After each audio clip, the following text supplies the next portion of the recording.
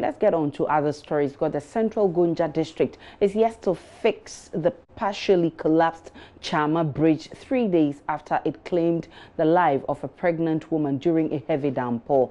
The Chama community has been cut off following the situation, and residents have to dangerously find their way in order to use this route. We'll hear from our correspondent and DCE of the Central Gonja District shortly. But first, here is a report of the state of Chama 3 days ago. Currently, the people of Chama and its environs cannot access the rest of the world, especially for health care. Former Assemblyman Muhammad Mumuni narrated to JoyNews how a pregnant woman drowned trying to cross the water. The bridge has been broken down because we have been cut off from a lot of people, and therefore no one can cross from this place to access of getting another hospital. We can't get anything. Even a lot of people lost their lives simply because of this very bridge. If I can say.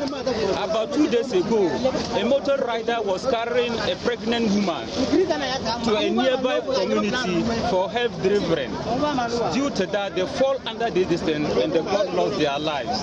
Another community member, Isaac Ibrahim, said last year a pupil drowned trying to cross to school. He said with schools about to reopen, they fear for the lives of these children. The breakdown of the bridge. It's a hard disturbance for we those two-way sub-district here. We have students who normally move from Kulfo to Chama JHS because Kulfo don't have JHS. They attend their JHS at Chama. During the breakdown of the bridge since last year, some of the children are coming while the water is coming. A farmer, Atta Seidu, said lots of foodstuffs are locked up in the farms because of the bad nature of the road. A stranded passenger, Zuria Bintu, said women risk getting miscarriage using the road. Pregnant women, or even if you are becoming pregnant, if you are having pregnant 1 month, 2 months, the nature of the road can let you have a miscarriage. I also hope that if Electoral Commission people can use rainy season as election time, so that our MPs, our government, our DCs, they can at least also pass through the road to see how we are suffering when it is raining season. The assemblyman for the area, Ilyas Subawa, said several complaints made to the assembly has not yielded any results. If you go to this assembly today, go and open assembly file, you see my report. My letters, you can't count them. Up to now, I'm not hearing anything.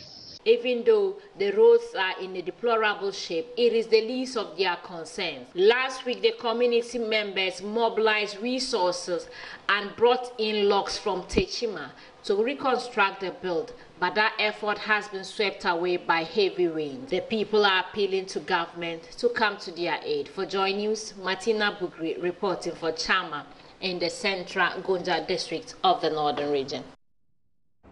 Let's now get on to the phone and speak with our correspondent Martina Bugri, who is on one line, and the DCE of the Gonja District, Central Gonja District, who is on the other line. Good afternoon to you, Martina and DCE. Good afternoon, Aisha. All right, I'll start with you, Martina. Martina, how are residents in this area commuting to and from the area? With the collapse of the bridge, you would either risk going through the water, putting your life at risk, or you remain at the community and not have access to the rest of the world. The brave few ones would ride motorbikes and risk through the water and then cross. But those who can't are locked up in the area. When you go there now, market trucks that went through that area before the collapse of the bridge are all parked there, and the people are locked up there. That's from the Chama area coming to Wasipe. So at the other end, to those who are from that area cannot cross to the other side. And so a lot of activities are currently happening at where the bridge is broken. So you get there and then you are locked up. All right, let's speak with Mustafa Mahama, who is the DCE for Central Gonja District. Honorable, so what steps have you put in place to help these residents? Yeah, hello? Yes, I'm asking what interventions you've made to help these residents. All right, thank you very much. As we can all see, the road from Kosovo to Chama is one of the worst roads in the Central Gonja District. Currently, the road is on contract. Unfortunately, the contractor has not been able to reach out to those bridges. We have about 4 to 5 critical bridges on that stretch of the road. Yeah. So I think about three weeks ago, I was in the community with my MP for Yapi Kosovo, that is Honorable Gonja. We met with the chiefs and people there.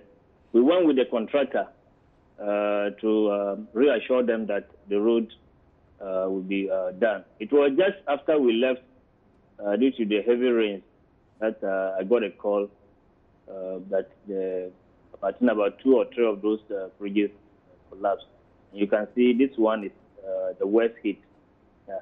So unfortunately, for now, we cannot get any heavy trucks to that place over there.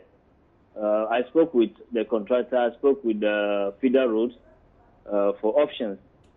I sent my engineers over there. Unfortunately, you can see this is not the only place. We have one before this particular one, serious one over here. And no truck can, pass through because of the heavy rains. And unfortunately, this one totally collapsed. So for now, because of the water you have over there, unfortunately, you cannot have that place repaired for especially cars to pass through. That is why you find that the people had to put these things over there. But I'm in talks with my feeder roads for options that to have the place fixed as soon as possible, even before the contractor gets back to. It's been 3 days since it happened. You still haven't completed talks with feeder roads? No, they are also working out to see the best way, because unfortunately you can see the nature of the bridge over there. There is no way that you can construct anything there. You see the amount of water going through. So for now, unless maybe in the next couple of weeks that we can fix it, before the contractor can get back to that area. Because one of the options was to send like big boulders to that place. Unfortunately, no big truck can use the road. You have just after Kosovo, the rest of the roads there up to Jukuku, up to Kolfo, there's no big truck that can use the road over there now. So you cannot send any heavy materials over there to go and work on the road, unfortunately. All right, many thanks to you for speaking with us. Mahama Mustafa is the DCE for the Central Gonja District. Martina Bugri is still on the line. Martina, certainly the residents are struggling. And if you listen to the DCE, he's still talking with feeder roads to find out medium-term measures to curb this situation as we wait for the rains to go so the contractor can come and do his work. So how are residents coping with this situation? How are they willing to cope until the rains are over?